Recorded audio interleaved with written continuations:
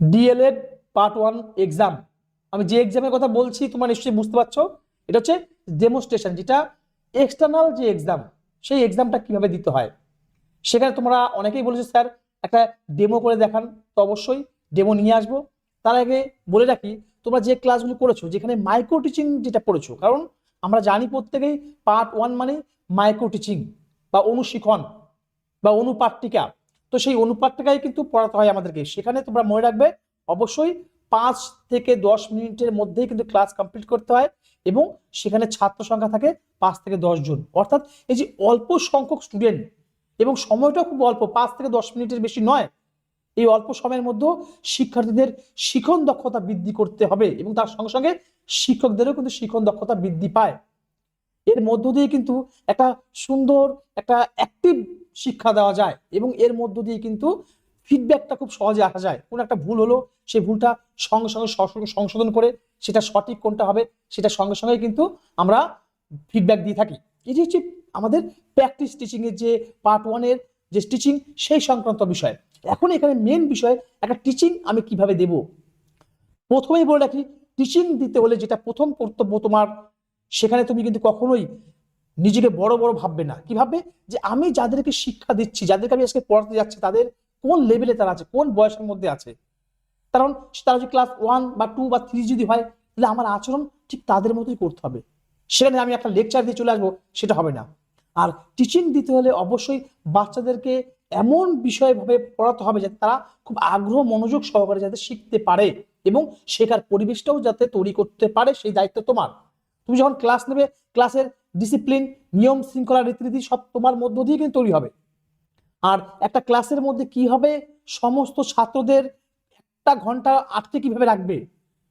আমি কেন বলছি 1 ঘন্টা, কারণ তুমি যখন পড়াবে তখন তার 45 মিনিট তোমাদের ক্লাসে আটকে রাখতে হবে, আর এখানে তুমি 5 থেকে 10 মিনিট পড়ে চলে যাবে। কিন্তু এখানে প্রবলেমটা হচ্ছে এই 5 থেকে 10 মিনিটের টোটাল বিষয়টা পড়ানো মুশকিল, এবং সেই জন্যই বলবো এমন ভাবে পড়বে অন্তত মোটামুটি 30 থেকে 40 মিনিটের নলেজ নিয়ে কিন্তু সেখানে তুমি পড়াতে যাবে। কারণ সেখানে পড়াতে গেলে কি হয় না, সেখানে অনেক স্যাররা থাকে, ম্যামরা থাকেন, এবং এক্সটার্নাল যিনি আসেন এক্সাম নিতে তিনি থাকেন। তো সেখানে একটা টেনশন থাকে, একটা ভয় কাজ করে, এবং দেখা যায় অনেক কিছু সে জেনে এসছে, অনেক নলেজ আছে, ওখানে গিয়ে সব ভুলে যায়, কিছুই মনে পড়ছে না। এমনও হয় যে অনেকে খুব সুন্দর একটা টিএলএম তৈরি করে নিয়ে এসছে, এবং সে পড়াতে এসে টিএলএমটাই দেখাতে পারেনি, মানে এটা মনেই নেই টিএলএম এর কথা। এমনও হচ্ছে কোনো স্টুডেন্টকে কোনো কোশ্চেন ধরেছে, ধরার পর সেই কোশ্চেনের উত্তর হয়তো সে দিয়েছে, দেওয়ার পর তাকে আর বসতেও বলছে না, সে দাঁড়িয়ে আছে, এখানে নম্বরটা কমে যাচ্ছে। তাহলে আমাকে টিচিং দিতে হলে আমাকে অনেক কিছু চিন্তা ভাবনা করে কিন্তু টিচিংটা দিতে হবে। তাহলে কি করতে হবে, প্রথমত আমাকে যেটা করতে হবে, কোনো স্টুডেন্ট যদি কোনো উত্তর দিয়ে থাকে, সেই উত্তরকে আমরা কি বলবো, খুব ভালো হয়েছে, বসো বসো বসো। আর কখনোই যখন কোনো স্টুডেন্টকে আমি কোনো কোশ্চেন করবো, তখন কখনো এক আঙুল তুলবো না এইভাবে যে তুমি বলো তুমি বলো, বলবো না, আমরা 4টে আঙুল ইউজ করবো। কি, ওঠো বাবু তুমি বলো তো এটা কি হবে। অ্যান্সার দিল, সঙ্গে সঙ্গে একটা ফিডব্যাক, আমি একটা রিইনফোর্সমেন্ট বা শক্তিদায়ী সত্তা, একটা উদ্দীপক একটা কাজ করবো, কি বলো, বাহ খুব ভালো হয়েছে, বসো বসো। কারণ এই যে ভালো হয়েছে যদি বলি, সে খুব আনন্দিত পাবে, এবং পরবর্তীতে সে অ্যান্সার দেওয়ার জন্য আবার আগ্রহ সহকারে বলার চেষ্টা করবে। এই বিষয়গুলো কিন্তু করতে হবে। আর টিচিং দিতে গেলে কিন্তু কোনো লজ্জা করলে হবে না, সেখানে এত সুন্দরভাবে পড়বে, একটা অভিনয়ের মধ্য দিয়ে কিন্তু ক্লাসটা নেওয়ার চেষ্টা করবে, এবং যাতে তুমি আনন্দ পাও এবং স্টুডেন্টরাও যাতে আনন্দ পায়, এবং তারা একটা সুন্দর একটা পরিবেশ তোমাকে তৈরি করতে হবে। আর প্রথমে বলে রাখি, যখন তুমি ক্লাসে যাবে আর কি, ক্লাসে যাচ্ছ, সেই ক্লাসে ঢোকার পরে সকালে উঠে দাঁড়ালো, সঙ্গে সঙ্গে তাদেরকে বসতে বললে, বসতে বলার পরে তুমি এবার ব্ল্যাকবোর্ডে কিছু লিখবে অবশ্যই। আমরা প্রত্যেকে জানি ব্ল্যাকবোর্ডের ডান দিকে বাঁ দিকে কি লিখতে হয়, এবং লেখা চলাকালীন চুপ করে থাকা যাবে না, যে কথাগুলো বলবো খুব মনোযোগ সহকারে শুনবে। যখন তুমি টিচিং এ ঘরে প্রবেশ করছো, তোমাকে দেখে স্টুডেন্টগুলো দাঁড়াবে, সঙ্গে সঙ্গে তাদের বসতে বলবে, বসতে বলে জিজ্ঞেস করলো, ভালো আছো তোমরা, হ্যাঁ স্যার, হ্যাঁ ম্যাম ভালো আছি, জিজ্ঞেস করলো। এবার তুমি হয়তো জিজ্ঞেস করলে, তোমরা কি তুমি কি দেখে এসছো, নাম ধরলে, যে রিনা তুমি কি দেখে এসছো, সে বললো। তারপরে আরেকজনকে জিজ্ঞেস করলো, আরেকজনকে জিজ্ঞেস করবে তুমি হয়তো, যে তুমি বলো তো পরিবেশ কাকে বলে, তুমি আজকে বাড়িতে থেকে স্কুলে যখন এসছো কিসে করে এসছো, স্যার আমি তো হেঁটে হেঁটে এসছি, বা কেউ বললো সাইকেলে এসছি। সাইকেলে যখন এসছো তখন আশেপাশে কি দেখতে পেয়েছিলে, কি কি গাছ দেখতে পেয়েছিলে, তখন সে গাছের নামগুলো বলছে। এই ফাঁকে তুমি বোর্ডের যে ব্যবহারগুলো তুমি করে ফেললে, তার মানে ক্লাসটা ঝিমিয়ে গেল না। তোমার চলাকালীন মানে তোমার কোশ্চেনও চলছে, এদিক দিয়ে লেখাও চলছে, ও সব বলে ফেললো, তোমার লেখা কমপ্লিট হয়ে গেল, এবার তুমি পড়াতে আসবে। এই পড়ানোর বিষয়ে মেন ফ্যাক্ট যেটা আছে, টিএলএম বা টিচিং লার্নিং মেটেরিয়াল। এই টিচিং লার্নিং মেটেরিয়ালসটা তুমি কখন ব্যবহার করবে? এটা ব্যবহার করবে কখন তুমি দেখছো যিনি এক্সটার্নাল আছেন তিনি হয়তো তোমাদের নজর দিচ্ছে না, তখন তুমি একটু এড়িয়ে যাবে। তোমার সঠিক কৌশলে তুমি একটু পড়ানোর পরেই টিএলএমটা ব্যবহার করার চেষ্টা করবে। আর মনে রাখবে যখন পড়াবে একদিকে তাকিয়ে পড়াবে না, সকল দিকে তাকাবে, তোমার চোখটা যাতে সব দিকে থাকে। প্রয়োজনে ছাত্রদের কাছে গেলে জিজ্ঞেস করলে, ফিডব্যাক নিলে এবং তুমি উত্তর দিবে, সঙ্গে সঙ্গে তারাও যেন উত্তর দিতে পারে সেদিকে অবশ্যই নজর রাখবে। আর ব্ল্যাকবোর্ড যেটা আছে, ব্ল্যাকবোর্ডে কখনো ভুল লেখা যাবে না, কারণ ওটা একটা দর্পণের মতো, ভুল লিখলে সেটা চোখে পড়ে যাবে। কখনো ভুল লেখা যাবে না। হয়তো তুমি পড়ানোর মধ্য দিয়ে হয়তো একটা ভুল হয়ে গেছে, হয়ে যাক, তাও তুমি পড়ে যাবে, থেমে যাবে না। আর চুপ করে থাকাটাই কিন্তু তোমার নম্বর কমে যাবে। কাজেই চুপ করা যাবে না, সব সময় একটা আনন্দ সহকারে পড়াশোনা করতে হবে। তো চলো প্রথম থেকে কিভাবে ডেমনস্ট্রেশন দিতে হবে এবং ডেমনস্ট্রেশনের ক্লাস কিভাবে হয় সেটা আমি তোমাদেরকে দেখাবো। চলো একটু দেখে নিই কি আছে আমাদের প্রথম যে অনুপাতটিকার, দেখে নিই কি আছে। তো প্রথমে বলেছিলাম আমাদের মোট 5টা স্কিল ছিল। একটা কি ছিল? সমন্বয় সাধন, 2 নম্বর শিশু কেন্দ্রিক শিক্ষণ দক্ষতা, 3 নম্বর প্রশ্নকরণ, 4 পর্যবেক্ষণ, 5 কৃতকলা। এই 5টা স্কিল ছিল। এখানে একটা স্কিল সম্পর্কে শুধু আমরা আলোচনা করছি, সেটা হচ্ছে সমন্বয় সাধন। তো সমন্বয় সাধন মানে কি? একটি বিষয়ের সঙ্গে আরেকটি বিষয়ের সম্পর্ক। ধরো এখন এখানে তো প্রথমে তোমার কি করতে হবে? প্রথমে ক্লাসে গেলে এটা মনে করো একটা ব্ল্যাকবোর্ড। তো ব্ল্যাকবোর্ডে এবার স্টুডেন্টকে জিজ্ঞেস করছো, তুমি যেহেতু সিলেক্ট করেছো রাত থেকেই যে আমি আজকে বন পড়াবো, আমাদের পরিবেশ বা আমার বই থেকে আমি বন পড়াবো, তা ওদেরকে বলছো বন, তো এবং জিজ্ঞেস করছো যে তোমরা আস্তে আস্তে কি দেখেছো, এবং সঙ্গে সঙ্গে তুমি এই কাজগুলো করে রাখলে। যে যে স্কিলে পড়াশোনা সমন্বয় সাধন, শ্রেণী কোন শ্রেণী, ধরো এটা ক্লাস 3, তো সেখানে ক্লাস 3 লিখবে। এটা শিক্ষার্থীর সংখ্যা কতজন সংখ্যা থাকবে? অবশ্যই 5 থেকে 10 জনের বেশি নয়। শিক্ষার্থীর সংখ্যা 5 থেকে 10 জনের বেশি নয়। এবং শিক্ষকের নাম, মানে তুমি পড়াচ্ছ মানে স্টুডেন্ট টিচার, তার নাম হবে সেখানে, এখানে ঠিক আছে। এখানে শিক্ষার্থীর নাম হবে, ঠিক আছে। এখানে হবে সময়, কত সময় তুমি পড়াচ্ছ সেই বিষয়টা থাকবে কিন্তু। আর লাস্টে হচ্ছে তারিখ থাকবে, এখানে তারিখ লিখতে হবে, ঠিক আছে। তারপরে কি থাকবে? এইদিকে থাকবে বিষয়, সবসময় মনে রাখবে বিষয়টা লিখবে, লেখার পরে আজকের পাঠ, এটা তো নাও লিখতে হতে পারে, কিন্তু এখানে লিখবে আজকের পাঠটা, বলবে আজকের পাঠ হচ্ছে বন। তাহলে এবার যখন তুমি এটা লেখা হয়ে গেছে, আগেই বলছি অনুপাতটিকা মানে 5 থেকে 10 মিনিট আমরা বলি, কিন্তু যখন ক্লাসের যে অরিজিনাল যে ক্লাসগুলো হয় আমরা যেটা দেখি, সেখানে কিন্তু 3 মিনিটের বেশি দেয় না, কারণ অনেক স্টুডেন্টকে ডেমো দিতে হয়, তো 3 মিনিটের মধ্যে কিন্তু তোমাকে পড়ানো কমপ্লিট করতে হবে। এবার তোমাকে এমন ভাবে একটা পরিবেশ তৈরি করতে হবে এবং সেখানে তুমি খুব মজা করে পড়াবে। হয়তো তুমি তাদেরকে জিজ্ঞেস করছো, তোমরা বন দেখেছো? হ্যাঁ স্যার দেখেছি। কি হলো? না ম্যাম দেখিনি। দেখোনি না? তা আচ্ছা, আমি আজকে বন নিয়ে আলোচনা করব। তোমরা মনে করো বড় বড় গাছ, গভীর জঙ্গল, সেখানে বাঘ থাকে, হরিণ থাকে, শিয়াল থাকে, অনেক জন্তু জানোয়ার থাকে, খুব ভয় করছে না? কোনো ভয় নেই। তো তার দ্বারা আমরা কোথায় দেখতে পাই তাদেরকে? আমরা আমরা বনে দেখতে পাই, তাই না? তাহলে বনে কি কি থাকে? বলো কি কি থাকে? ওরা বলছে বাঘ থাকে, হাতি থাকে, বনে বাঘ থাকে, হাতি থাকে, তাই না? তাহলে যে বলছে যখন বাঘ থাকে, তাহলে আমরা কি করবো? তোমরা জানো বাঘের ইংরেজি শব্দ কি হয়? বাঘের ইংরেজি শব্দ কি জানো তোমরা? না স্যার, না ম্যাম, জানি না। জানো না? তাই অবশ্যই তারা জানে নিশ্চয়ই, কিন্তু ওখানে বলবে জানে না, এবং তুমি তখন গিয়ে কি করবে? ব্ল্যাকবোর্ডে লিখবে বাঘ, টাইগার মানে হচ্ছে বাঘ। টাইগার স্পেল জানো? জানো না? না, এই যে TIGER, টাইগার। টাইগার মানে কি? বাঘ। তাহলে টাইগার স্পেল কি হবে? টি, ওরাও বলবে টি, তাহলে TIGER, টাইগার মানে বাঘ। এটা যখন লিখলে তার মানে সমন্বয় সাধন তোমার হয়ে গেল। দেখতে পাচ্ছ? তুমি পড়াচ্ছ কিন্তু বন, বন পড়াতে পড়াতে তুমি ইংরেজিতে চলে গেছো কি না টাইগার। মানে একটার সঙ্গে একটা বিষয় পড়াতে পড়াতে যখন আরেকটা বিষয়কে রিলেশন নিয়ে চলে আসো, তখনই হচ্ছে সমন্বয় সাধন হয়ে যাচ্ছে। ক্লিয়ার? তাহলে বনে বাঘ থাকছে। এবার এই বিষয়টা তুমি কিভাবে পড়াবে, আমি আবারও বলছি, প্রথমে যখন পড়াবো প্রথমে কিন্তু আমি টিএলএম দেখাবো না। তাহলে আমি আজকে পড়ছি কি? আজকে আমরা যেটা পড়বো সেটা হচ্ছে আমার বই, আজকের পাঠ কি? বন। তাহলে বন যদি পড়াতে হবে অবশ্যই বনের একটা টিএলএম লাগবে, একটা ছবি লাগবে। সেই ছবিটা যখন আমি স্টুডেন্টের সামনে কিছুটা আলোচনা করব, আলোচনা করার পরে কিন্তু আমি ছবিটা বা আমার যে টিএলএম যেটা আছে সেটা কিন্তু আমি টানাবো। ওখানে প্রথমে টানাবো না, অনেকে গিয়ে প্রথমে টানিয়ে দেয়, তাহলে পড়ানো যাবে না, ভালো হবে না। প্রথমে এই যে বন আলোচনা করলাম, ওরা ভাবছে বন তো খুব গভীর জঙ্গল, বড় বড় গাছ থাকে, অনেক জন্তু জানোয়ার থাকে, বনটা দেখে একটু একটু ভয় টয় পাচ্ছে। এবার দেখো আমি বনের একটা ছবি দেখাবো, দেখবে। এবার যখন এই টিএলএমটা আমি টানালাম, দেখাচ্ছে, ওদের শো করছি, তখন কি হচ্ছে? ওরা বন দেখছে, দেখছো কত গাছপালা, এগুলো কি দেখতে? বনের মধ্যে কত পশু পাখি থাকে, বনটা দেখতে পাচ্ছে, তাহলে তোমরা বলো তো বনের মধ্যে কি কি দেখা যায়। এবার তুমি বললে বনে থাকে বাঘ থাকে, তারপর হরিণ থাকে, হাতি থাকে, কুমির থাকে। বনের মধ্যে দেখছো একটা নদী দেখতে পাচ্ছ, এখানে জল নদী বয়ে যাচ্ছে বনের পাশ দিয়ে, দেখছো নদীর মধ্যে কি থাকে, মাছ থাকে, তাই না, মাছ থাকে। তোমরা জানো মাছের ইংরেজি কি? হ্যাঁ জানি না, বা বলবে জানি, তো তুমি আবার ইংলিশে লিখে দেখালে। এটা কি, এটা রিভার, জানো রিভার মানে নদী। রিভার ইংরেজি জানো তোমরা? জানো না, না আবার ব্ল্যাকবোর্ডে লিখছো। এখানে অনেকটা টাইম পেয়ে যাচ্ছ। যত মজা করে পড়াবে তত দেখবে তুমি আনন্দ পাবে। তো এটা পরপর যে আমি মুখে বলে যাচ্ছি সেটাও কিন্তু আমি কিছুটা লিখে দেওয়ার চেষ্টা করছি যাতে তোমাদের অসুবিধা না হয়। দেখে নাও পরে কি আছে।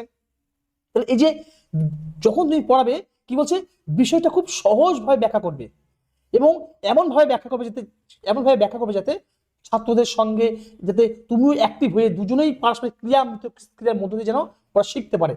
আর কিছু ধাপ আছে, সেই ধাপগুলো কি, এই যখন তুমি বন পড়াচ্ছ তখন কি বলবে, তোমরা কি কখনো বন দেখেছো, একই বিষয় যেটা বলেছি। ছাত্রদের বলবে হ্যাঁ স্যার বা হ্যাঁ ম্যাম। প্রশ্ন তখন করবে যে আচ্ছা বনে কি কি প্রাণী থাকে, চলো দেখে কি বলছে কি কি প্রাণী থাকে। উত্তর কি বলছে, হ্যাঁ স্যার বনে বাঘ থাকে, বাঘ থাকে। যখন ওরা বলবে বনে বাঘ থাকে তখন তুমি লিখবে, মানে তুমি যে পড়লে, পড়ানোর পরে ফিডব্যাক আসছে, তাহলে বনে কি থাকে, বাঘ থাকে, বাঘ থাকে না, তুমি লিখছো বাঘ। আর কি থাকে বলো স্যার বা ম্যাম, হরিণ থাকে, আবার হরিণ লিখলি ব্ল্যাকবোর্ডে। আর কি থাকে বলো স্যার, বানর থাকে, আবার ব্ল্যাকবোর্ডে বানর লিখবে। মানে তুমি মাইক্রো টিচিং এ যাচ্ছ, তার কারণ কি, তোমাকে ফিডব্যাকের মধ্য দিয়ে, মানে সারাক্ষণ যে পড়ালে, এই যে 4-5 মিনিট তুমি পড়ালে, এই পড়ানোর পর ওরা কতটা বুঝতে পারলো কি পারলো না সেটা জানার জন্য তোমাকে কিন্তু অবশ্যই শেষে কিন্তু ফিডব্যাকটা নিতে ভুলবে না। অবশ্যই ফিডব্যাক নিয়ে, মানে ছাত্রদের দ্বারাই উত্তর দেওয়ার চেষ্টা করবে, মানে তুমি কোশ্চেন করবে ওরা উত্তর দেবে। তাহলে তোমরা বন দেখেছো, হ্যাঁ ম্যাম দেখেছি।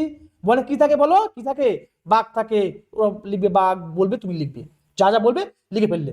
তারা বলবে আজ আমরা একটি বিশেষ বন সম্পর্কে জানবো। হচ্ছে আজ আমরা একটা বিশেষ একটা বন সম্পর্কে জানলাম, সে সুন্দরবন হতে পারে, সে অন্য কিছু হতে পারে। এখানে যদি আমরা পরিবেশ সম্পর্কে একটু দেখি ওই জায়গা বনের মধ্যে, সেটা আমরা জানবো। বলছে জানো এই যে বনের যে পরিবেশ, পরিবেশের কতটা গুরুত্ব, পরিবেশের মধ্যে ভারসাম্য রক্ষা করে গাছপালা, তোমরা জানো? এটা বলার পরে বললে আমাদের চারপাশে যে জীবজন্তু, জড় উপাদানের সমষ্টি, যেমন বায়ু, তারপরে জল, মাটি, গাছপালা নিয়ে হচ্ছে, প্রাণী নিয়ে হচ্ছে একটা পরিবেশ। এবার হচ্ছে এই পরিবেশ যে জীবন ধারণের জন্য প্রয়োজনীয় উপাদান কি কি আছে সেখানে আমরা আলোচনা করতে হবে। না, পরিবেশ থেকে আমরা কি পাই, আমরা অক্সিজেন পাই, গাছ থেকে অক্সিজেন পাই, তারপরে পান করার জন্য জল পাই, আর কি উদ্ভিদ ও প্রাণীর আমরা খাবার সরবরাহ করি, হয়ে গেল। এবং প্রাকৃতিক পরিবেশের যে কি কি সম্পদ, প্রাকৃতিক যে সম্পদ কি কি আমরা জানি, যে জ্বালানি, কাঠ, কয়লা, এবং প্রাকৃতিক সম্পদ যে প্রাকৃতিক যে ভেষজ উদ্ভিদ যে গাছগুলো আছে, আমরা দেখেছি তুলসী পাতা, বাসক পাতা, এই গাছগুলো থেকে ঔষধ তৈরি হয়, এগুলো আমরা পরিবেশ থেকে পাচ্ছি। হ্যাঁ, এগুলো কিন্তু আমাদের দৈনন্দিন জীবনে আমাদের কাজে লাগে। চলে গেল। এরপরে কি বলছে, জলবায়ু নিয়ন্ত্রণ, এটা খুব একটা ইম্পর্টেন্ট। জলবায়ু নিয়ন্ত্রণ, জলবায়ু নিয়ন্ত্রণ পরিবেশের মধ্য দিয়ে কিন্তু আমাদের একটা তাপমাত্রা নিয়ন্ত্রণ হয়, এবং এর মধ্যে দিয়ে বৃষ্টি, ঋতু পরিবর্তন ইত্যাদি স্বাভাবিক রাখে। যত বেশি গাছপালা থাকবে আমাদের তত বেশি কিন্তু ভূমিক্ষয় হবে না, ভূমিকম্প হবে না। এই বিষয়গুলো কিন্তু আমাদের নজর রাখতে হবে। আর কি পরিবেশের গুরুত্ব কি, একটা সুস্থ মানুষের জীবনকে সুস্থ রাখার জন্য পরিবেশ আর কি কাজ করে দেখো। যদি পরিষ্কার পরিবেশ হয়, সেই পরিষ্কার পরিবেশে বসবাসকারী মানুষজনও কিন্তু স্বাস্থ্য ভালো থাকবে। ক্লিয়ার? এবং এই পরিবেশের অর্থনৈতিক গুলি কি কি, যেমন বিভিন্ন ফরেস্ট গুলো দেখতে পর্যটকরা ভিড় করে, এখানে একটা অর্থনৈতিক সম্পদ একটা বৃদ্ধি পায়। আর কি পায়, আর বিভিন্ন কৃষি, শিল্প, বনজ সম্পদ, এগুলো থেকে কিন্তু অর্থনৈতিক সম্পদ আমরা পেয়ে থাকি। আর কি প্রাকৃতিক দুর্যোগ থেকে আমাদের কিন্তু প্রতিরোধ করে পরিবেশ।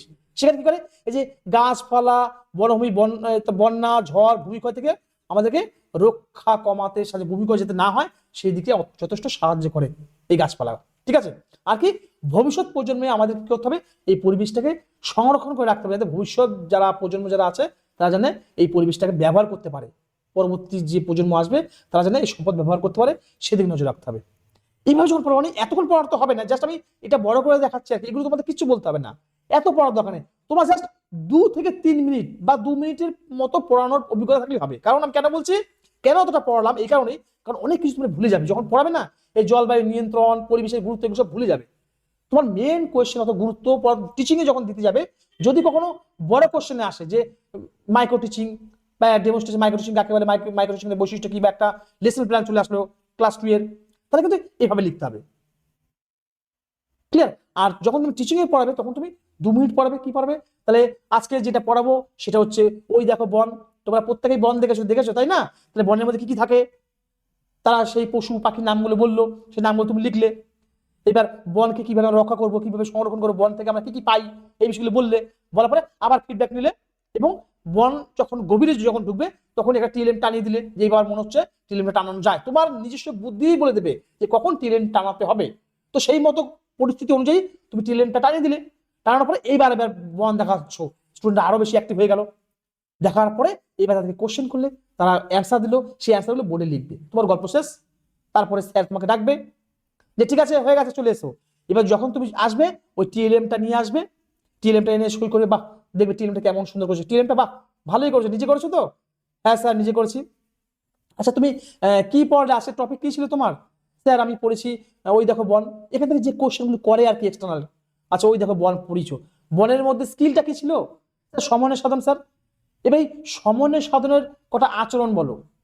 স্যার সমন্বয় সাধন বলতে এখানে একটি বিষয়ের সঙ্গে অন্য একটা বিষয় সম্পর্ক সাধন করে পড়া, এটা বলতে পারলে নাম্বার পেয়ে গেলে। আচ্ছা টিএলএম এর পুরো নাম কি? Sir TLM teaching learning materials, এটাও ধরতে পারে বলতে। আচ্ছা মাইক্রো টিচিংটা কি? তখন তোমাকে মাইক্রো টিচিংটা বলতে হবে। স্যার মাইক্রো টিচিংটা হচ্ছে খুব অল্প সময়ের মধ্যে অল্প সংখ্যক শিক্ষার্থী থাকবে, এবং এর মধ্যে দিয়ে শিক্ষার্থীর শিক্ষণ দক্ষতা বৃদ্ধি পায় এবং স্টুডেন্টদের নলেজও বৃদ্ধি পায়, এবং সেখানে খুব অল্প সংখ্যক স্টুডেন্ট থাকে, এবং সময় যেহেতু কম থাকে, এবং ক্লাসটার মধ্যে একটা ভুল যদি করে সঙ্গে সঙ্গে একটা ফিডব্যাক নেওয়া হয়, মানে ভুল সংশোধন সঙ্গে সঙ্গে হয়ে যায়, তাহলে সঠিক অ্যান্সার হয়ে গেল। এবার যদি বলে আচ্ছা ঠিক আছে মাইক্রো টিচিং তো বললে, মাইক্রো টিচিং কত সময় ধরে হয়? বলে স্যার 5 থেকে 10 মিনিট।